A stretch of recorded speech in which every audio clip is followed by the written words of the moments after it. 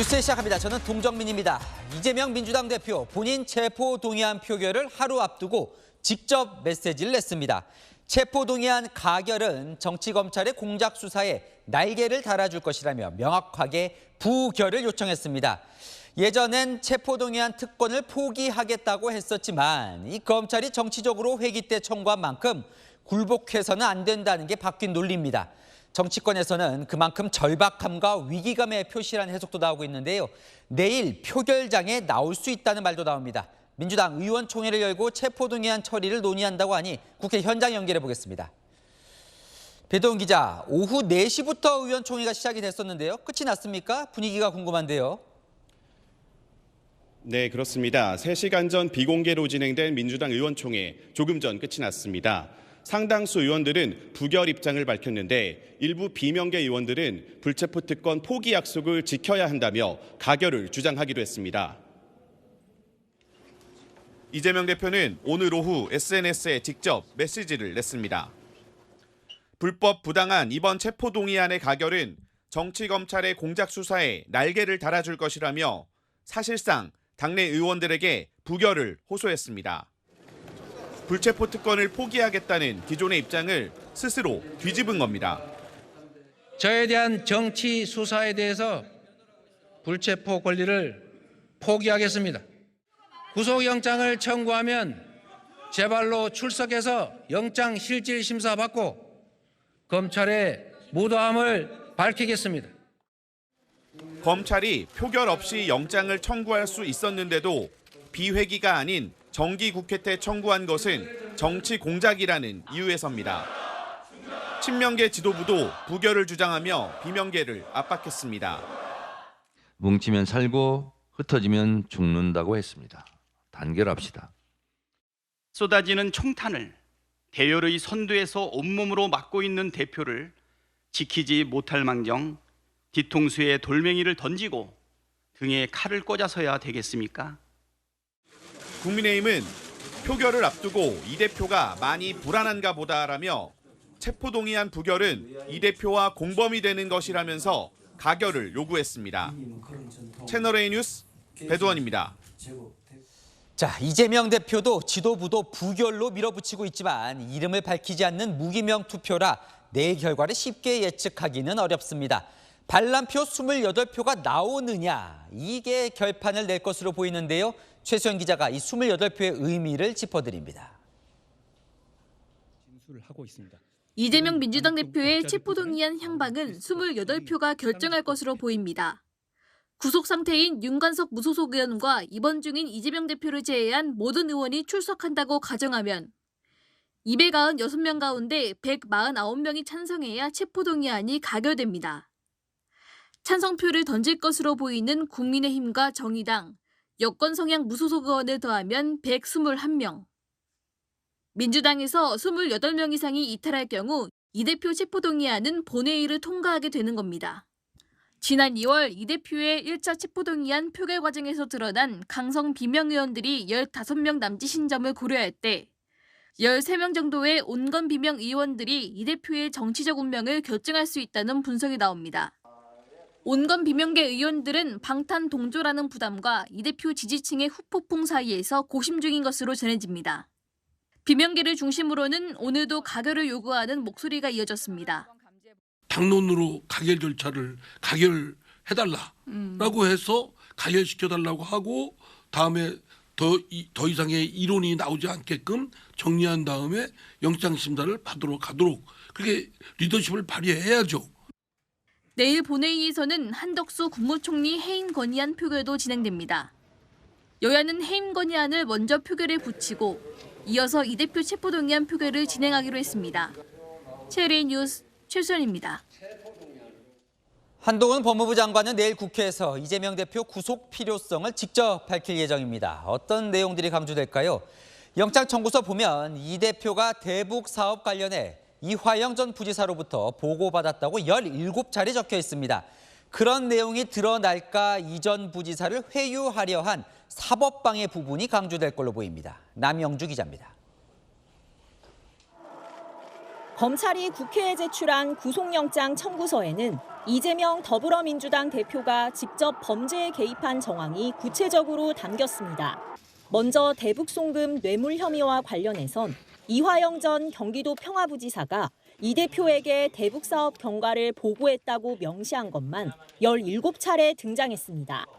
대북사업을 위한 쌍방울과 북한의 협약식이 있었던 지난 2019년 1월, 이 대표가 이전 부지사의 휴대전화로 김성태 전 쌍방울그룹 회장에게 김 회장님 고맙습니다. 좋은 일 해줘서 감사합니다. 라고 말했다고 적었습니다. 백현동 개발사업 때 민간 사업자에게 특혜를 몰아준 배임에 대해서도 마찬가지입니다. 백현동 사업 추진 당시 이 대표가 유동규 당시 성남도시개발공사 기획본부장에게 자신의 선대 본부장을 지낸 측근 김인섭을 지칭하며 형님이 진행하는 사업이니 신경을 쓰라고 말했고 2016년 김 씨가 다른 범죄로 징역을 살고 출소한 뒤 광화문 단식 중이던 이 대표를 찾아가자 형님 나 때문에 고생 많습니다고 말했다고 밝혔습니다. 검찰은 특히 증거인멸 우려가 있다는 점을 강조하며 구속 필요성을 피력했습니다. 검사 사칭 혐의 재판 당시 그런 얘기 들었다고 해달라며 증인을 회유했고 성남시 공무원들이 수사 과정에서 이 대표 지지 세력이 가할 배신자라는 비난과 보복이 우려된다고 말했다는 겁니다. 내일 국회 표결 전 한동훈 법무부 장관도 영장 청구서 내용을 토대로 사법방해 정황을 강조하며 구속 필요성을 부각할 것으로 보입니다. 채널A 뉴스 남영주입니다.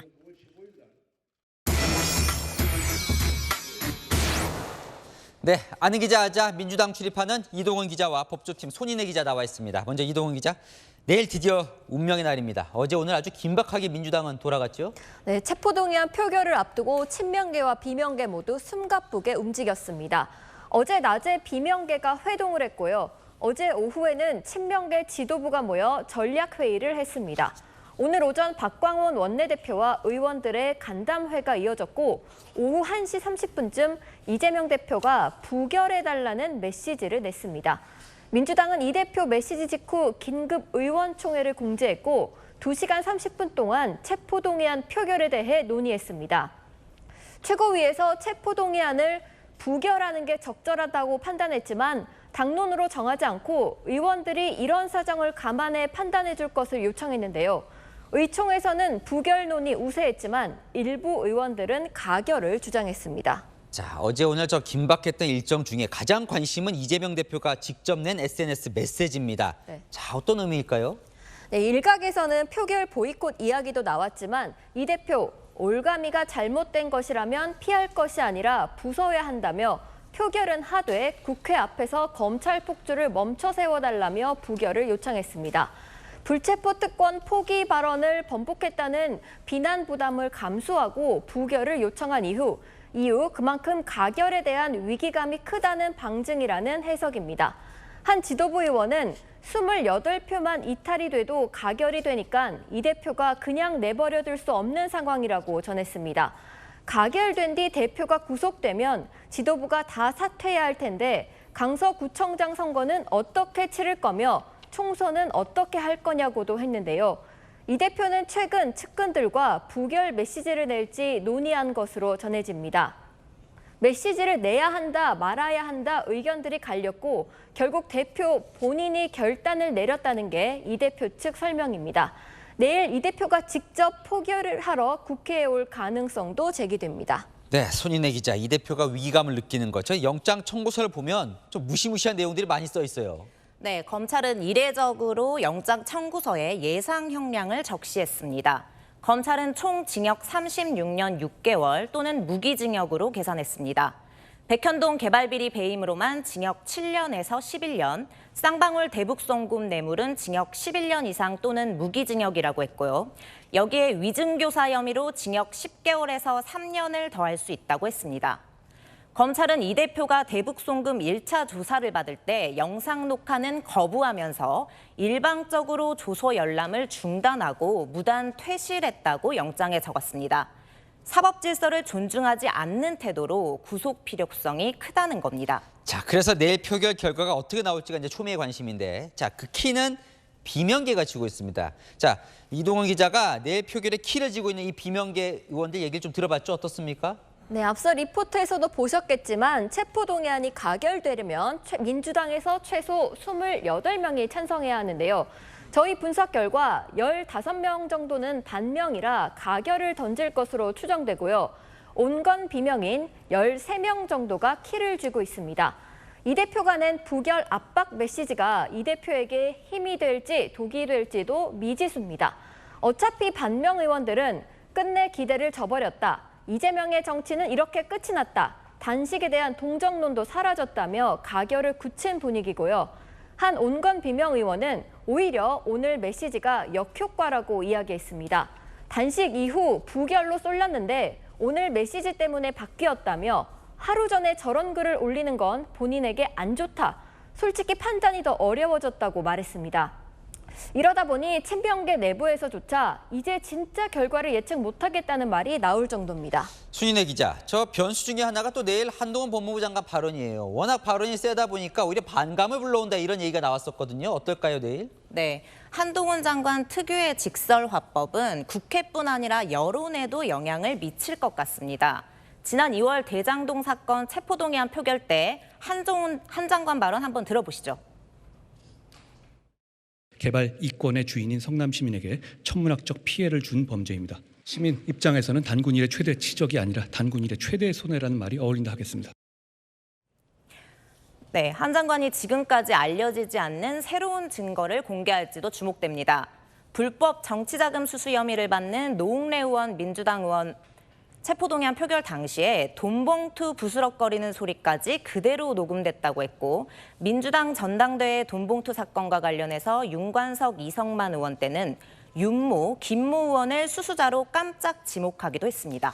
자, 가결이든 부담이든 이제 결과가 내일 나올 텐데요. 가결이 될 경우 이동훈 기자, 자, 이 대표로서는 좀 치명상을 입게 되겠죠? 네, 이 대표가 부결해달라는 메시지를 냈음에도 가결이 되면 영장실질심사에서 구속되든 기각되든 급속하게 당 장악력을 잃을 수밖에 없습니다. 반면 이 대표 강성 지지층은 가결 책임을 따지고 나설 것으로 보여 당내 내용이 걷잡을 수 없이 확산될 수도 있습니다. 자, 반면에 송 기자에게 물어볼게요. 부결되면 어떻게 되는 겁니까? 네, 일단 민주당은 방탄정당이라는 오명을 피할 수 없을 테고요. 검찰은 구속영장 재청구를 고민해야 하는데 체포동의 절차를 또 거치긴 현실적으로 어렵습니다.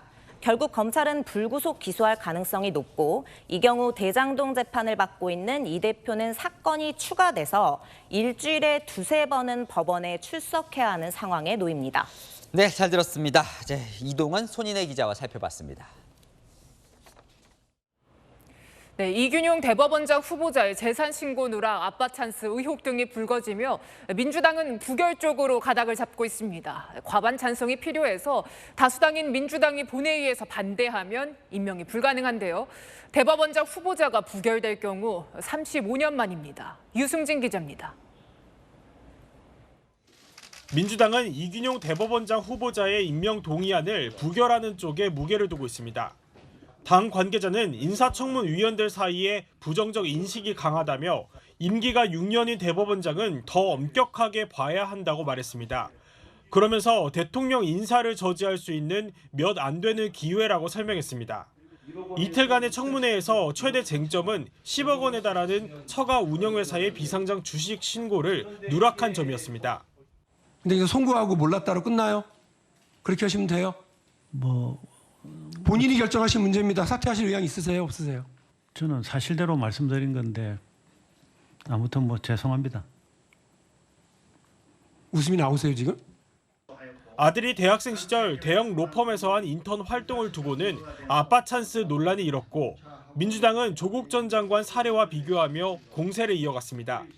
대학 1학년생이 할 수준의 업무였는지 출근과 퇴근 시간 잘 지켰는지 실제 업무를 제대로 수행했는지 확인하려면 김현장 법률사무소와 후보자와 장남의 집과 사무실 회사 등에 대한 압수수색도 해야 될 것 같아요.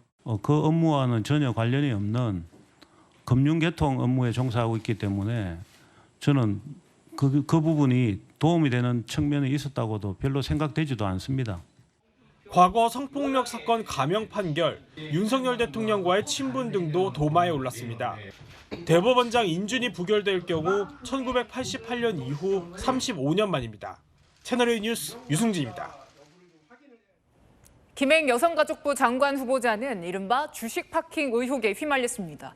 청와대 대변인 시절에 백지 신탁 제도를 피하려고 갖고 있던 주식을 주변인에게 맡겼기 때문인데요. 김 후보자는 의혹을 전면 부인하며 청문회에서 해명하겠다고 밝혔습니다. 김용선 기자입니다. 여성가족부 장관 지명 이후 닷새 만에 출근길 기자들과의 질의응답을 중단하겠다고 선언한 김행 후보자. 오늘은 인사청문회 준비 사무실이 아닌 새만금 잼버리 현장을 찾았습니다. 제기된 주식 파킹 의혹에 대해선 청문회 때 자세히 해명하겠다고 밝혔습니다. 청문회 과정에서 밝힐 거고요. 일고의 논란의 여지가 없다. 논평할 가치가 없다. 이렇게 생각하는 것이 저의 입장입니다. 김 후보자는 지난 2013년 청와대 대변인으로 발탁되면서 보유하던 소셜뉴스 주식에 대해 백지 신탁 매각 명령을 받았습니다. 당시 김 후보자의 지분은 소셜뉴스 창업자에게 넘겼고 남편 지분은 김 후보자의 시누이에게 판 것으로 전해졌습니다. 그런데 김 후보자가 공직을 떠난 지난 2018년 이후 시누이한테 팔았던 주식 등을 김 후보자 부부는 다시 사들였습니다. 백지 신탁을 피하려 시누이와의 거짓 매매로 잠시 맡겨둔 것이 아니냐는 의혹이 나오는 겁니다. 통정 매매로 밝혀져서 이게 무효가 되면 이거는 아예 처음부터 안 판게되는 거란 말이에요. 공직을 하면서도 계속 그거를 보유하고 있는 것이 되기 때문에. 김 후보자가 최근 신고한 재산 내역에는 소셜뉴스 주식 49억 원, 남편 역시 52억 5,800만 원어치를 보유 중입니다. 김 후보자는 시누이 지분을 비롯해 소셜뉴스 직원과 주주들이 주식 매입을 부탁해 배우자가 다시 매입을 하게 된 것이라고 해명했습니다. 채널A 뉴스 김용성입니다. 윤미향 의원의 2심 판결이 오늘 나왔습니다. 위안부 피해자 김복동 할머니의 장례식 비용을 개인적으로 썼다는 횡령 혐의. 1심에서는 무죄였는데 2심에서 유죄로 판결나면서 의원직 상실형이 선고됐습니다. 윤 의원은 반발하며 대법원까지 가겠다고 합니다. 먼저 김정근 기자입니다. 지난 2020년 정의기억연대가 위안부 할머니들을 위한 후원금을 유용하고 있다는 의혹이 제기됐습니다. 제조를 30년 동안 제조했습니다. 그 돈은 떼살이 받아 먹었습니다. 이런 것도 모르고 무엇을 용서를 바랍니까? 정의기억연대 이사장을 지낸 윤미향 의원은 재판에 넘겨졌습니다. 기부금품법 위반, 업무상 횡령과 배임 등 모두 7가지 혐의였습니다.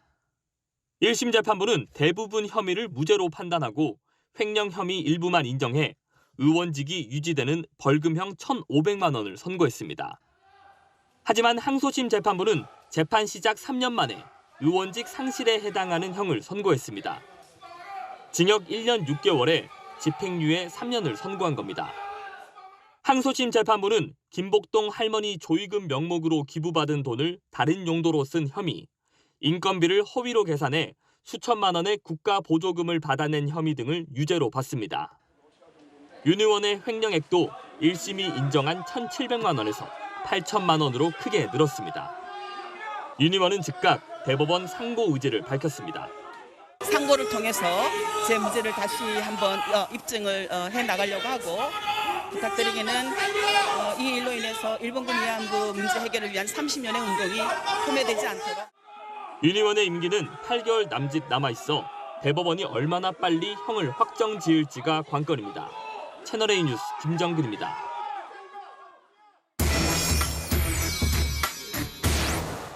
네, 안희 기자 하자 사회일보 박자한 기자와 조금 더 이야기 나눠보겠습니다. 자, 윤미향 의원 재판 뒤의 표정이 1심 때와 오늘이 전혀 달랐다면서요? 네, 그랬었죠. 1심 이전으로 돌아가 보겠습니다. 이 3년 전 5월 의혹이 처음 불거졌었습니다. 윤 의원이 국회의원에 당선된 직후였는데요. 당당하게 횡령은 없었다고 주장했습니다. 제 개인 계좌를 통하여 모금하였다고 해서 계좌에 들어온 돈을 개인적으로 쓴 것은 아닙니다. 지난 2월 일부 유죄가 인정된 1심 선고를 마치고도 웃으면서 재판정을 나섰습니다. 하지만 그 부분도 현명하지 않았습니다. 하지만 오늘 웃음기 없이 상고의 뜻을 밝힌 겁니다. 웃음기가 사라진 이유, 의원직 상실력이 나왔어요. 그런데 1심 때 무죄가 2심 때 유죄로 바뀐 결정적인 이유가 뭐예요? 네, 결정적인 핵심은 고 김복동 할머니 기억하실 겁니다. 이 김할머니 장례비로 시민 돈 1억여 원을 모금한 뒤 정작 장례에 쓰지 않았던 부분인데요. 이 돈은 기부금품 신고도 하지 않았고 윤 의원의 개인 계좌로 입금됐고 정대협 사업 등에 쓰였습니다. 그런데 반전은 서울시와 여가부 지원금과 현장 조의금만으로도 충분히 장례를 치를 수 있었던 겁니다. 딱히 부족하지 않았는데 1억 원 넘게 받았던 거죠. 이 재판부는 이에 대해서 성숙한 시민의식 조성을 저해했다며 이 부분을 강하게 지적했습니다. 횡령 의혹이 불거진 당시 이용수 할머니도 배신감을 드러냈었습니다. 배가 고픈데 좀 맛있는 거 사두고 하니까 돈 없습니다. 그래도 뭐 그런가 보다 하고 생각했습니다. 어디 가도 교회 가도 돈을 주면 그런가 보다 생각했는데 자, 또 개인적으로 윤 의원이 횡령했다고 인정된 금액도 늘었습니다. 얼마나 늘어난 거예요? 네, 1심 때 인정된 금액은 1,700만 원이었는데요. 오늘 2심에서 8천만 원으로 늘어났습니다. 재판부는 이 돈이 윤 의원의 개인 계좌로 입금되거나 사적 용도로 쓰였다고 판단했습니다. 이 계좌는 여러 개가 있었는데요. 이 중 하나에서만 고급 갈비집 27만 원, 발 마사지숍 9만 원, 동물병원 18만 원 등이 지출됐습니다. 물론 2심에서는 의원직 상실력이 나왔지만 남은 임기 거의 채울 수 있다 이런 관측이 나오더라고요.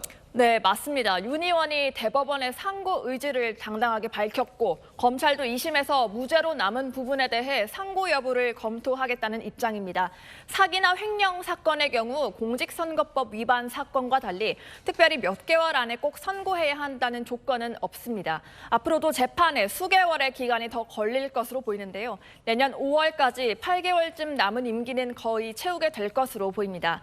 재판을 받는 와중에도 최근에 조총련 행사까지 참석해서 논란이 일기도 했는데 대법원이 과연 얼마나 신속하게 결론을 낼지 지켜봐야 될 것 같습니다. 네, 잘 들었습니다. 아는 기자 박자은 기자였습니다. 어제 문재인 전 대통령이 평화로웠던 문재인 정부가 안보 성적이 더 좋았다며 윤석열 정부를 비판했죠. 뉴욕에 가 있는 대통령실이 곧바로 지난 정부의 그 평화는 굴종적이고 한산한 평화였다고 반격했습니다. 9.19 군사 합의를 두고도 양측의 날선 공방이 벌어졌습니다. 뉴욕에서 송찬욱 기자가 보도합니다. 미국 뉴욕에서 윤석열 대통령의 정상 외교 도중 대통령실이 문재인 전 대통령을 정면으로 비판했습니다. 문재인 정부 안보 성적이 월등히 좋았다는 어제 발언을 반박한 겁니다. 역대 정부 중 단 한 건도 군사적 충돌이 없었던 정부는 노무현 정부와 문재인 정부뿐입니다. 대통령실 고위 관계자는 문재인 정부 때 평화롭게 아무런 침범이 없었다고 하지만 결국 북한의 핵과 미사일이 가속화됐다며 굴종적으로 겉으로 보이는 한산한 상황이 평화가 아니고 압도적인 힘에 의해 구축하는 게 진정한 평화라고 말했습니다. 우리는 북한이 스스로 핵을 포기하도록 압도적이고 강력한 힘에 의한 평화를 구현해야 합니다. 어제 문 전 대통령이 이행을 강조한 9.19 군사 합의를 두고도 충돌했습니다. 남북한 모두 관계가 악화되고 군사적 긴장이 높아질수록 군사 합의만큼은 끝까지 지키고 준수하여 대통령실은 북한이 공공연히 어기고 있는데 우리는 계속 지키고 있어 문제가 크다고 보고 있다며 적절한 시점에 판단하겠다고 중지를 시사했습니다. 윤 대통령은 한국 시간으로 내일 새벽 유엔 총회 기조 연설을 합니다. 북한의 핵 미사일 도발 그리고 북한과 러시아의 군사 협력에 대한 국제사회의 단합된 대응을 촉구할 예정입니다. 뉴욕에서 채널A 뉴스 송찬욱입니다.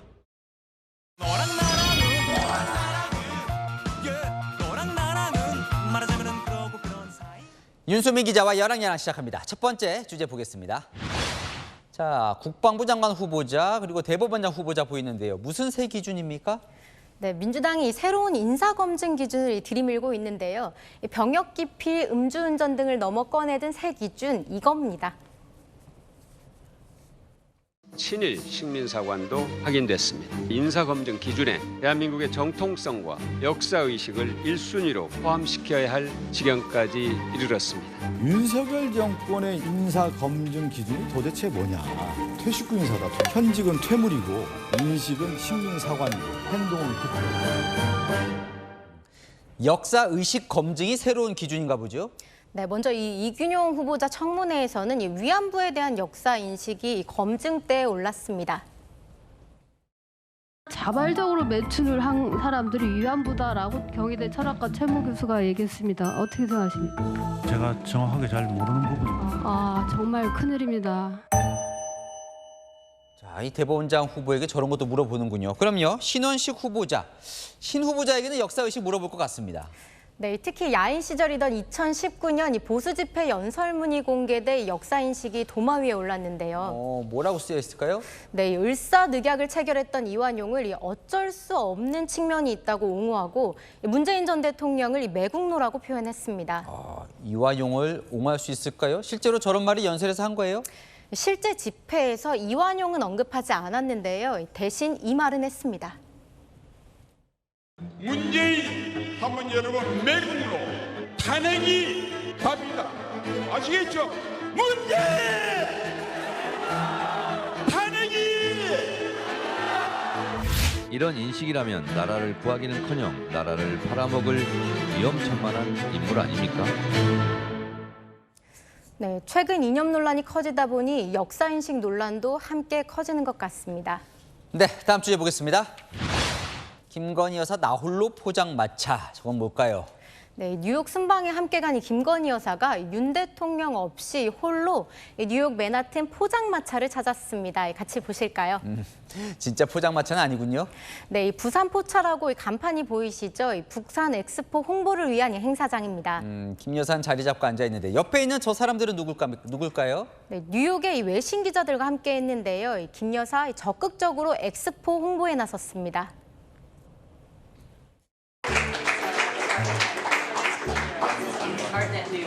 안녕하세요. 이스버전의 김사라입니다. 반갑습니다. Hi, how are you? 안녕하세요. Sara Taman from Voice of America.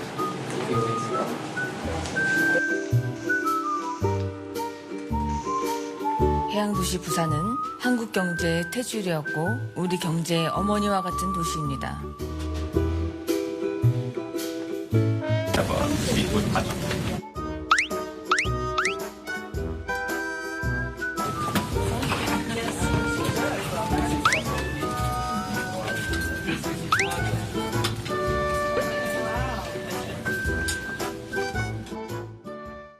그런데 왜 외신 기자들에게 저 엑스포 홍보를 할까요? 네, 외신 기자들에게 이 부산 엑스포의 진가를 알리면 자연스럽게 홍보가 될 거라고 생각하는 건데요.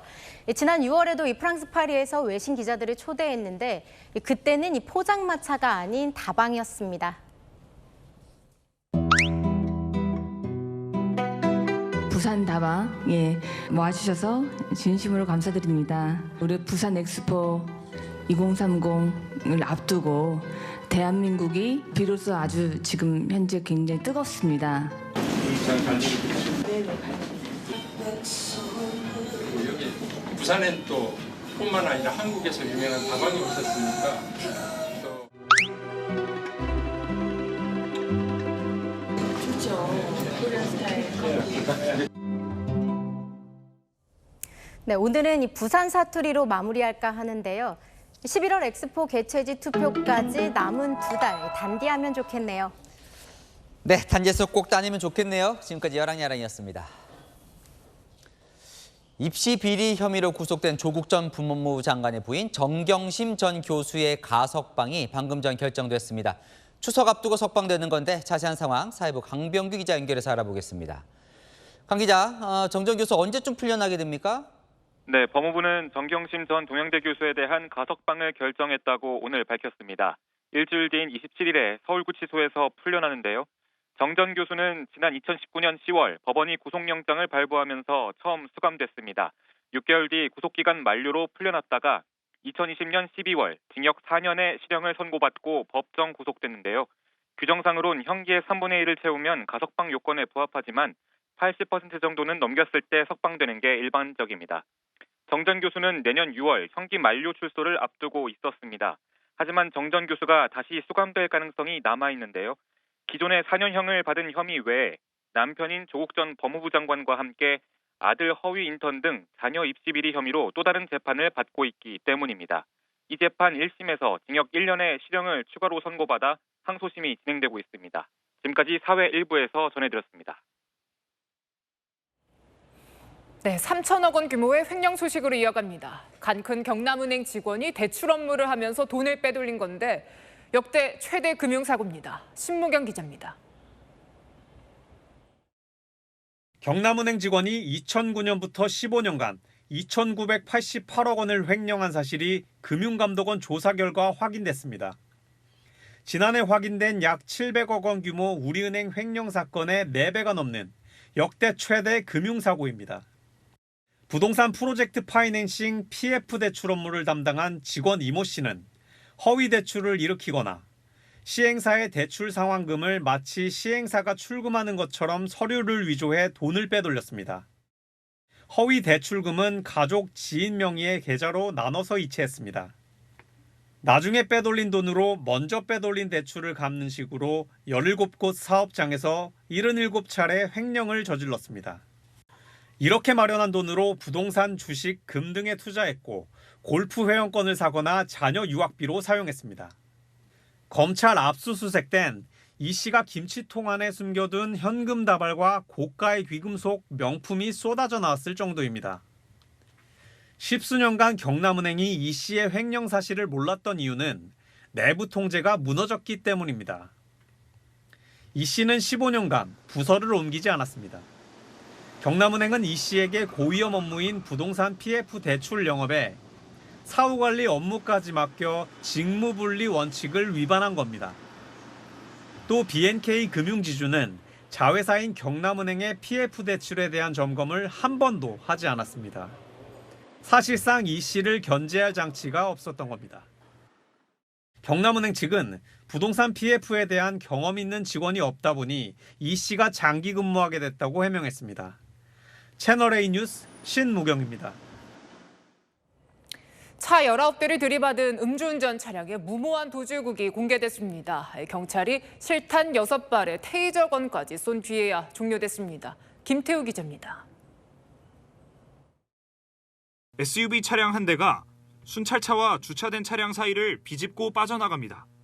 뒤를 쫓던 경찰관이 차량을 향해 총을 쏩니다. 막다른 길에 몰린 차량. 주의를 에워싼 경찰관들이 내리라고 명령하지만 거부합니다. 경찰관들이 바퀴에 대고 연이어 총을 쏴도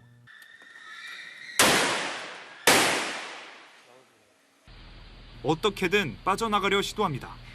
3단봉으로 유리창을 부숴도 내리기를 끝내 거부하던 운전자.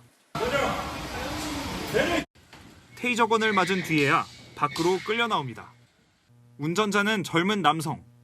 몸에 힘이 빠진 듯 축 늘어진 모습입니다. 도저히 통제가 안 되고 더 큰 차량들이 파손이 많이 일어날 것 같아가지고 권총을 쓰시더라고요. 음주의심 차량이 있다는 112 신고가 접수된 건 어젯밤 11시 18분쯤. 운전자는 경찰의 정지 지시를 무시한 채 도주극을 벌였습니다. 이 과정에서 주차된 차량과 순찰차 등 19대가 부서졌습니다. 남성은 30여 분 동안 주차된 차량들을 들이받으며 도주를 시도했는데요. 부딪힌 차량들은 크게 파손됐고요. 바닥엔 잔해가 남아 있습니다. 경찰은 실탄 6발과 공포탄 2발을 쏜 끝에 운전자를 붙잡았습니다. 상황 자체가 위중한 상황이었는데 경찰관들이 현장에서 적극적으로 총기도 사용하고 해서 운전자는 20대 회사원으로 만취 상태였습니다. 회사 회식을 마친 뒤 운전대를 잡았던 건데 이미 2019년에도 음주운전으로 처벌받은 전력이 있습니다. 경찰은 운전자에 대해 구속영장을 신청했습니다. 채널A 뉴스 김태우입니다.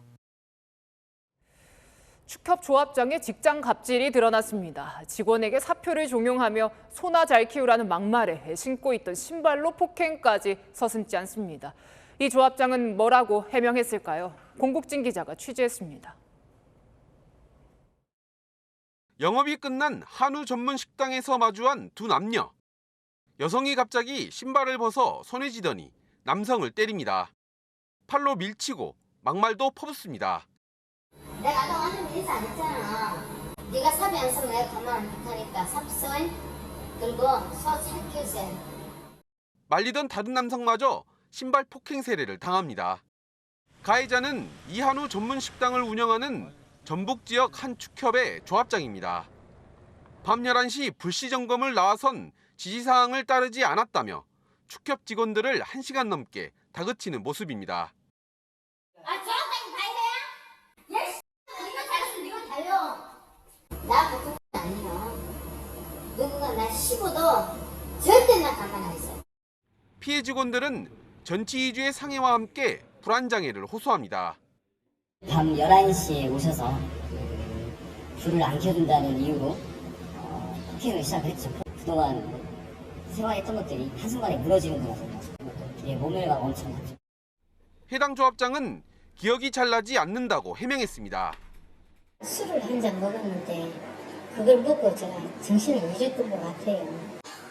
기억이 나면 요즘 헛소리 나도 미치겠어요. 내가 잘했다고 안 하잖아요. 피해 직원들은 해당 조합장이 2019년 당선되고 올해 재선에 성공한 이후까지 5년간 폭언, 폭행 등 갑질이 이어졌다고 주장합니다. 직장 문화가요. 조합장 뜻에 따라야 하는 무소불위 권력 그 이상 이하도 아닙니다. 해당 축협 노조 측은 고용노동부에 특별 근로감독을 신청하고 농협중앙회에 감사를 요청했습니다. 채널A 뉴스 공국진입니다. 네, 고속도로에서 역주행하던 승용차와 승합차가 정면 충돌했습니다.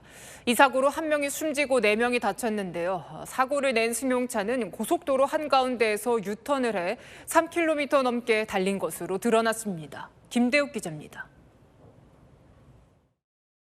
깜깜한 밤, 검은색 승합차가 속도를 내며 고속도로를 달립니다. 그런데 반대 방향에서 나타난 흰색 승용차가 승합차를 그대로 들이받습니다. 도로엔 부서진 파편들이 뒹굴고 승합차가 크게 부서질 정도로 충격이 컸습니다. 내가 운전하신 분 보면 괜찮아 그러니까 정신이 없다고 그러지만. 새벽 0시 40분쯤 통영 대전고속도로 덕유산 나들목 인근에서 역주행을 하던 승용차가 승합차와 정면 충돌하는 사고가 났습니다. 이 사고로 70대 승용차 운전자가 숨졌고 승합차에 타고 있던 4명이 다쳤습니다.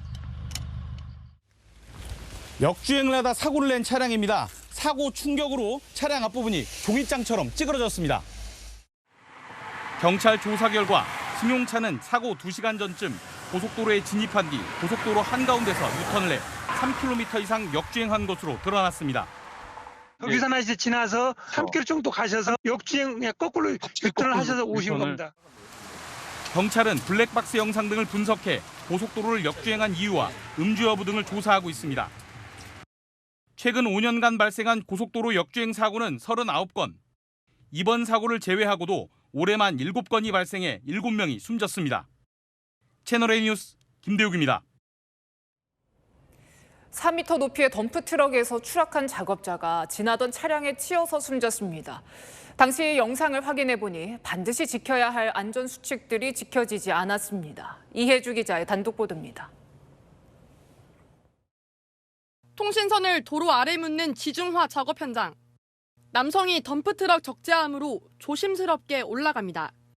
잠시 뒤 남성은 거꾸로 뒤집힌 채 옆 차선으로 떨어지고 달리던 차에 그대로 들이받칩니다. 굴삭기로 끌어올린 건설자재를 적재함에 싣던 중 4m 아래 도로로 떨어져 사고를 당한 겁니다. 이 사고로 뇌사 상태에 빠진 남성은 이번 닷새 만에 숨졌습니다. 유족들은 현장 안전 수칙들이 지켜지지 않았다고 말합니다. 매뉴얼이 있을 거 아니에요. 그걸 하나도 지킨 게 없어요. 현장에 나와서 지네들이 관리를 해야 되고 그런 게 하나도 없잖아요. 산업안전보건법에 따른 덤프트럭 안전지침에는 추락에 대비한 안전난간 등을 설치해야 하는데 사고 당시엔 안전모 외에 별다른 조치가 없었던 겁니다. 또 신호수가 있었지만 정작 추락 위험이 있는 바로 옆 차선은 통제하지 않았습니다. 시공사인 현대건설 측은 편도 2차선 도로라 전면 통제가 어려웠다고 설명했습니다. 경찰과 고용노동부는 업무상 과실치사 혐의와 중대재해처벌법 위반 여부를 조사하고 있습니다. 채널A 뉴스 이혜주입니다. 오늘 오후 경기 하남의 공원에서 무대 구조물이 쓰러졌습니다. 무대 설치 작업을 하던 근로자 8명이 다쳤는데 2명이 중상입니다. 서상희 기자입니다. 무대 구조물이 엿가락처럼 휘었습니다. 바닥에는 철골 구조물이 널브러져 있습니다. 하남 미사 경정공원에서 40m 무대 구조물이 쓰러진 사고가 난 건 오후 4시 24분쯤입니다. 당시 현장에선 13명이 작업 중이었는데 이 중 8명이 다쳤습니다. 2명은 중상입니다. 중상자 중 1명은 30대 외국인 노동자로 온몸에 골절상을 입고 의식을 잃은 채 병원으로 옮겨졌습니다. 또 다른 중상자인 30대 남성은 병원으로 옮겨졌는데 의식은 있는 것으로 알려졌습니다. 공연 무대가 붕괴됐다는 신고가 들어왔고요. 저희가 지금 경상자 6명, 중상자 2명, 총 8명을 이송했습니다. 사고는 이번 주말 열리는 슈퍼팝 콘서트를 앞두고 무대를 설치하던 중 발생했습니다. 당시 현장에는 오후 4시까지 16mm의 비가 내리고 있었습니다. 경찰과 하남시는 안전수칙 준수 여부 등을 조사할 방침입니다. 채널A 뉴스 서산입니다. 평택 미군 기지 내로 마약을 들여와 국내에서 유통시킨 미군이 무더기로 적발됐습니다. 군사우편물도 X선 검사를 하는데요. 이 합성 대마는 액상 전자담배와 구별이 어렵다는 점을 악용했습니다. 강보인 기자입니다. 경찰이 주한미군 기지 안으로 들어갑니다. 개인 사물함을 열어보니 액체가 들어있는 병 여러 개가 나옵니다. 마약류인 액상 합성 대마입니다. 근데 왜 여기 있어요? 20대 주한미군 A씨는 합성 대마 350ml를 플라스틱 통에 담아 미군 군사우편을 통해 국내로 밀반입했습니다. 미군 군사우편은 인천공항을 통해 들어오는데 X선 검사 등에서 수상한 물건이 감지되면 개봉해 검사할 수 있습니다. 하지만 합성 대마와 액상 전자담배를 구별하기 어렵다 보니 그대로 통과돼 부대에 반입됐습니다. 밀반입한 합성대마는 일반 전자담배 액상 그 통에 들여왔기 때문에 엑스레이 상으로는 사실 이게 합성대마인지 마약인지 이렇게 구별하기가 좀 어려운 점이 있었습니다. 밀반입된 합성 대마 유통은 한국과 필리핀 국적 여성 2명이 맡았습니다. 평택과 동두천 등에 주둔한 미군을 상대로 유통시킨 것으로 드러났습니다. 평택 미군 기지에서 도보로 10분 거리의 오피스텔입니다. 미군들은 이곳에서 대마를 흡입하기도 했습니다. 경찰은 미 육군범죄 수사대로부터 합성 대마가 유통되고 있다는 첩보를 입수하고 수사에 착수했습니다. 평택과 동두천 등 미군 기지를 4차례 압수수색한 끝에 주한미군 병사 17명을 포함해 22명을 검거했습니다. 적발된 주한미군 병사들은 한미 주둔군 지휘협정 소파 절차에 따라 우리 법원에서 재판을 받게 됩니다. 채널A 뉴스 강보인입니다. 올해부터 해외에 예치된 가상자산도 신고를 해야 합니다. 그 신고 첫 결과가 나왔는데 우리 국민의 해외 가상자산 규모는 130조 원을 넘어섰습니다. 특히 이 30대가 보유한 가상자산 1인당 평균 124억 원, 총 6조 원에 달했습니다. 안건우 기자가 보도합니다.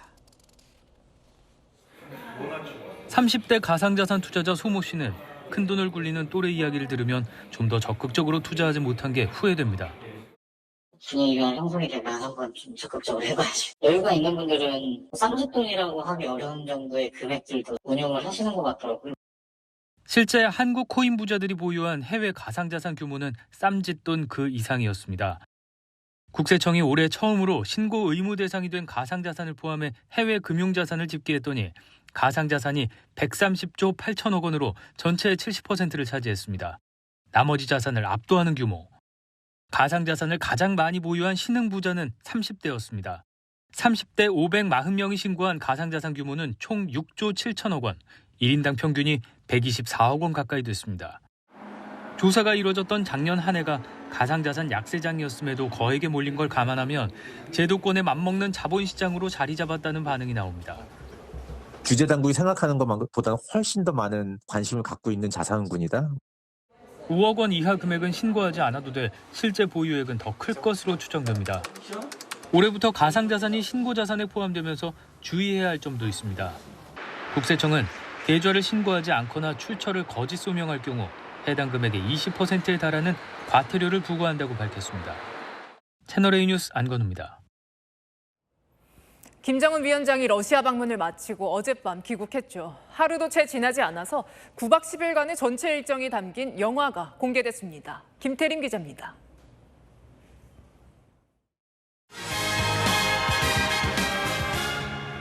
해외 방문을 떨어지는 당신을 환송해 드리기 위하여 국렬했습니다. 헤아려 주십시오. 열흘 전 러시아로 출발하는 모습부터 어제 저녁 귀국까지 북한이 김 위원장의 방러 순간을 1시간 30분짜리 기록 영화로 공개했습니다. 처음 방문한 우주기지에서 푸틴 러시아 대통령이 먼저 나와 기다리는 모습부터 기지 내 통제실에서 함께 발사 영상을 보는 모습까지 공개됐습니다. 푸틴 대통령은 자기의 전용 승용차를 보여드리면서 푸틴의 전용차 아우루스 탑승 모습도 담겼는데 보안을 위해 차 내부를 흐릿하게 처리하기도 했습니다. 쇼이구 국방장관이 선물한 모자를 쓰며 환하게 웃고 러시아 측이 제공한 차에서 얘기하는 모습을 담는 등 영상 곳곳에서 북러 간 밀착을 과시하려는 모습이 역력했습니다. 특히 북러 회담 소식을 담은 외신과 이를 보는 인민들을 보도하면서 방러 성과를 치켜세웠습니다. 전 세계에 안겨준 충격과 파문은 모든 예단과 예측을 초월한 거대한 정치 폭풍이었습니다. 지구본의 한반도 전역이 조선민주주의인민공화국으로 빨갛게 표시되는 등 남한 지역이 흔적도 포착됐습니다. 김 위원장은 평양역으로 마중 나온 시민들에게 손을 흔들다가 90도로 인사하기도 했습니다. 이렇게 하루 만에 신속히 기록 영화를 공개하는 것은 이례적이란 평가가 나옵니다. 채널A 뉴스 김태림입니다. 괴짜 CEO로 불리는 일론 머스크가 국가 정상을 만나는 자리에 3살짜리 아들을 안고 나왔습니다. 마주하는 정상들은 불편할 법도 한데 앞다퉈서 그를 만나고 있습니다. 정다은 기자입니다. 제78차 유엔 총회 참석차 미국 뉴욕을 찾은 에르도안 튀르키예 대통령.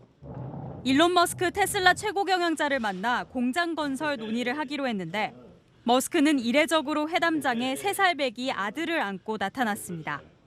에르도안 대통령은 통역사에게 상황을 물었습니다. She's in San Francisco. We're separated. I take care of him mostly. 각국 정상들로선 자유분방한 성향의 머스크와 회담이 쉽진 않지만 6개 기업을 이끌며 기술과 자본을 거머쥔 그에게 구애에 나선 겁니다. 네타냐후 이스라엘 총리도 유엔 총회 전 샌프란시스코에서 머스크를 만났는데 트위터였던 X를 인수한 그에게 반유대주의 여론이 우려된다며 막아달라고 요청했습니다. I hope you find within the confines of the First Amendment the ability to stop not only anti-Semitism or roll it back as best you can, but any collective hatred of a people. 머스크는 올해 우리나라를 포함해 인도, 이탈리아, 프랑스 정상 등과 잇따라 만나 공장 유치나 우주개발 협력 등을 논의하고 있습니다. 뉴욕타임스는 머스크가 누구도 범접할 수 없을 정도의 권력을 행사하고 있다면서 각국에서 기대와 동시에 우려도 나타내고 있다고 보도했습니다. 채널A 뉴스 정다은입니다. 에콰도르의 교도소 안에서 갱단 두목이 무단으로 뮤직비디오를 촬영하는 황당한 일이 벌어졌습니다. 이 노래도 두목을 찬양하는 내용이었습니다. 권갑구 기자입니다. 금반지와 금팔찌로 한껏 멋을 낸 남성. 덥수룩한 수염을 한 채 책을 읽고 닭을 쓰다듬는 등 남성미를 자랑합니다.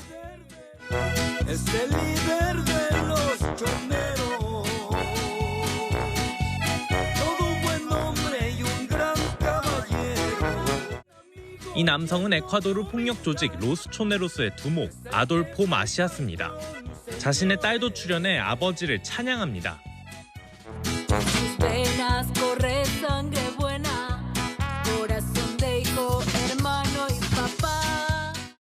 마시아스는 살인, 강도, 조직범죄 등 14개 혐의로 34년형을 선고받고 현재 12년째 복역 중입니다. 하지만 뮤직비디오에 무단으로 수차례 등장했고 실제 촬영지도 그가 복역 중인 교도소로 알려져 논란이 되고 있습니다. 에콰도르 교정청은 촬영지는 교도소 내부지만 촬영 허가를 내준 적이 없다며 경위를 조사하겠다고 밝혔습니다. 마시아스는 2달 전에도 다른 갱단과 평화협정을 맺었다며 기자회견을 교도소에서 하는가 하면 en el cual acordamos se termine la vacuna, secuestro, extorsiones y muerte violenta. 한 달 전에는 그의 주변에서 대마와 코카인은 물론 냉장고, 에어컨, 휴대전화까지 발견되기도 했습니다. 최근 에콰도르 정부는 무장 장갑차까지 도입해 갱단과의 싸움을 선포했지만 쉽지 않은 실정입니다. 채널A 뉴스 공덕구입니다. 스마트폰을 둘러싼 미국과 중국의 자존심 대결이 한창인데 중국에선 노 아이폰 운동회도 아이폰 온라인 사전 예약이 1분 만에 매진됐습니다. 베이징에서 이윤상 특파원입니다. 애플의 중국 내 직영점엔 손님이 없고 자국 브랜드인 화웨이 매장은 사람들로 가득합니다. 애플 매장을 찾은 중국인을 혼내는 사람도 있습니다.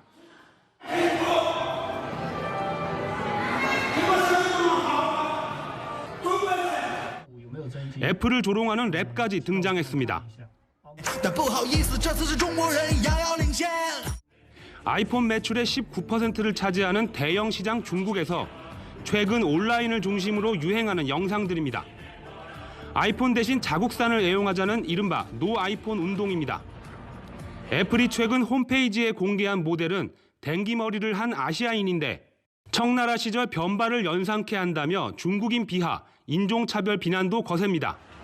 모두 중국 당국이 공무원을 대상으로 아이폰을 사실상 사용하지 말라는 조치를 내린 후 나타난 현상입니다. 하지만 현실은 다릅니다. 베이징 중심가의 애플 직영 매장은 평일 낮 시간이지만 손님들이 적지 않았고 최근 공개된 신제품 아이폰 15의 온라인 사전 예약은 1분 만에 매진됐습니다. 중국 정부가 애국심에 호소하며 자국 휴대전화 사용을 강조하고 있지만 중국 사람들의 선호까지 바꾸기엔 역부족이라는 분석이 나옵니다. 베이징에서 채널A 뉴스 이윤상입니다. 가을비가 제법 요란합니다. 내일 아침까지는 강한 비에 주의하셔야겠는데요. 영동과 충청, 남부지방으로는 시간당 30에서 50mm 안팎의 호우가 예상되고요. 해안가로는 더 강하게 쏟아지겠습니다. 내일까지 예상되는 비의 양은 경남 남해안에 150mm 이상이고요. 그 밖에 해안가로도 100mm 이상의 많은 비가 예보됐습니다. 수도권과 영서는 밤사이 비가 그치겠고요. 그 밖에 중부지방은 내일 오전에, 남부지방은 오후에 대부분 잦아들겠습니다. 내일까지 해안가와 제주에는 매우 강한 바람이 불겠습니다. 또 당분간 동해안에서는 너울성 파도에 조심하셔야겠습니다. 내일도 종일 선선하겠습니다. 서울의 아침 기온은 18도, 대전 19도로 선을 하겠고요. 한낮에는 서울 24도, 대구는 23도에 머물겠습니다. 모레는 서울의 아침 기온이 16도로 더 서늘해지겠습니다. 날씨였습니다. 김명수 대법원장이 가장 큰 과오로 재판 지연이 지적됩니다. 재판 늦어지면 혜택 보는 이들도 있죠. 바로 국회의원입니다. 최강욱 전 의원 유죄 판결로 의원직 상실했지만 임기 80% 채웠습니다. 윤미향 의원 오늘 의원직 상실령이 나왔는데 대법원 판결이 남아있어 임기 거의 다 채울 것 같습니다. 4년 내내 범법자에게 세금 주면서 대표 대접했던 이 국민들 상실감은 어디서 보상을 받습니까? 김명수 원장 임기 4일 뒤면 끝납니다. 앞으로는 재판 지연으로 권력자들이 임기 채우는 일은 없길 바랍니다. 마침표 찍겠습니다. 새 대법원장이 해야 할 일. 뉴스에 마칩니다. 감사합니다.